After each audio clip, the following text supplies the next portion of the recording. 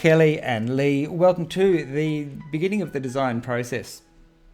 So what I've done is I've just very quickly modelled up your property. I haven't put all the details in there, but I just want to talk to you just a couple of things. So this is the ramp that goes down to the lower lawn area, garage on the left hand side, and the neighbour's building on the right hand side there.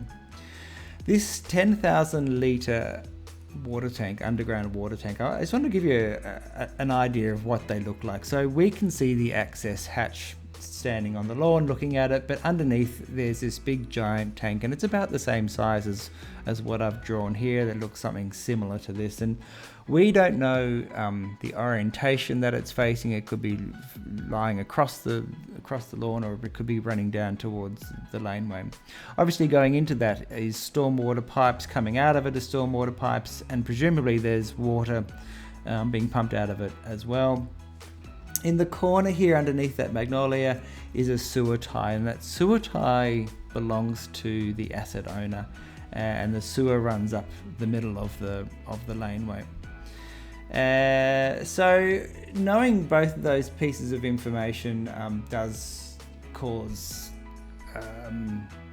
it's going to be not so much problematic. It's just going to cause some issues.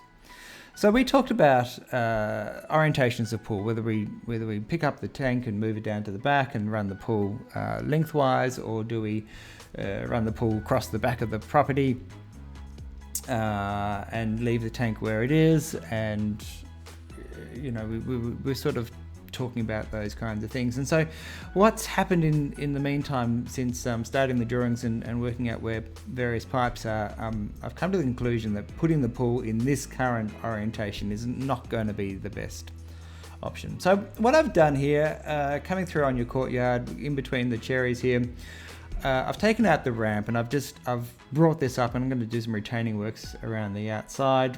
The little stone gabion wall is gone, all of the trees have gone, bar just that little bit of planting at the ground level along the fence line there. You can see there's a combination. There's a glass pool fence which is 1.2 meters in height on this side, and all the boundary fences have got to be 1.8 meters, and you can see that I've just done this in a black vertical timber.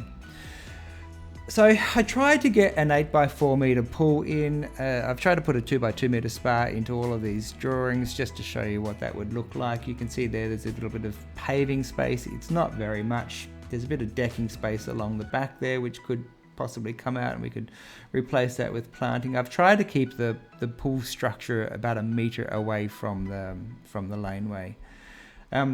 But what happens is in this left-hand corner here, you have this sewer tie which is going to need to be moved, and therefore it has to be moved over to this side alongside of the garage, and that I think is going to cause more headaches than it's worth. The spa in this instance is 1.2 meters out of the ground, so it's pool fence compliant. I've got a couple of steps coming down to that door, and at the end of this I actually started it, and then I gave up on it because I really didn't like it, and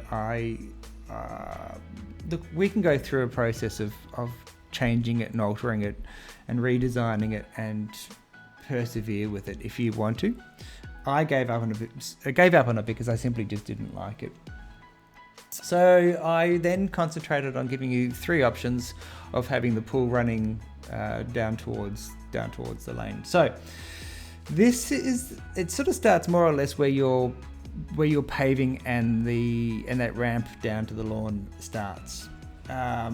Timber screens as the boundary fences. We've got to make sure they're pool fence compliant, 1.8 meters. You can see there the 2x2 meter spar, slightly raised if you like, and then you see a little bit of decking down this side of the pool, just a narrow strip, but we have to put in protection works so that when we dig this hole, we don't undermine the building next door.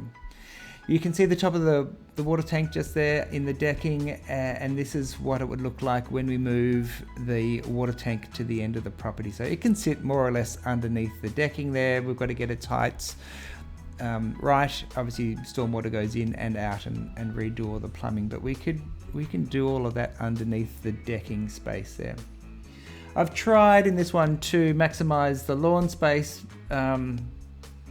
but it sort of has made access around the pool a little bit awkward, so I wouldn't mind just giving you a little bit more space on the a little bit of a walkway just along this leading edge here that's raised out of the ground.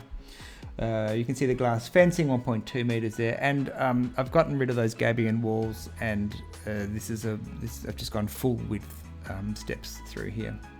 You could probably get rid of the natural lawn if you wanted to and just go back to the artificial lawn. So this is what the views would be looking out through your doors and your windows, and I really haven't changed, the barbecue area, other than running that screen right up against the structure that you've got there, and potentially along the other side there as well, just for continuity. And this would look really stunning with lights up downs all the way along this screen, which I think is going to look really good.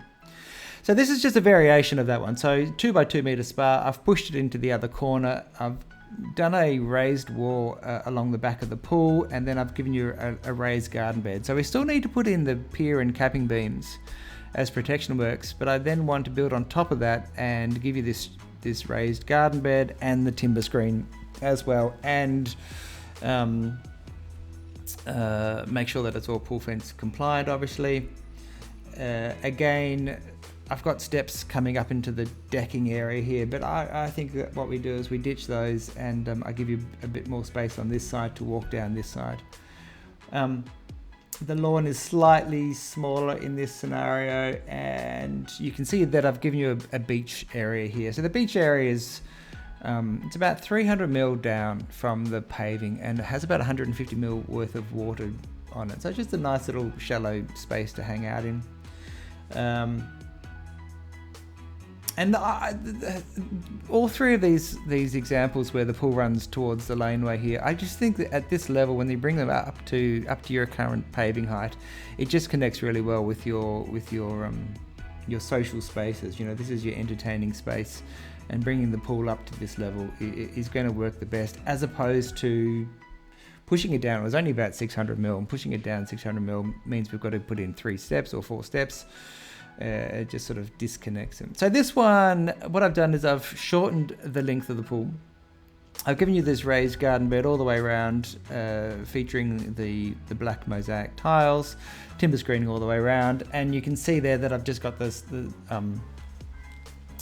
snake plants all the way around here. Lawn has ever so slightly a little bit smaller than the previous one, and access to the pool is really only from this corner where those sun lounges are. You can get access to the spa nice and easily, you can get into that step nice and easily, and there's sort of some steps and a ledge there, and really it just becomes a plunge pool. Obviously we can take the spa out, we can take the beach out, we can give you much bigger pool. That's probably easy to imagine. I just wanted to be able to show you some of these options here, and again, really good connectivity with the entertaining space, all at this one level. And it does make coming out of the doors at the garage just gives that a bit more space down there, and eventually the trampoline will go, and you can have that space back to be whatever it needs to be. And I guess, like I said before, artificial turf is probably the best way to go. So what I want you to do is have a look, have a think, let me know what your ideas are, and we'll go from there.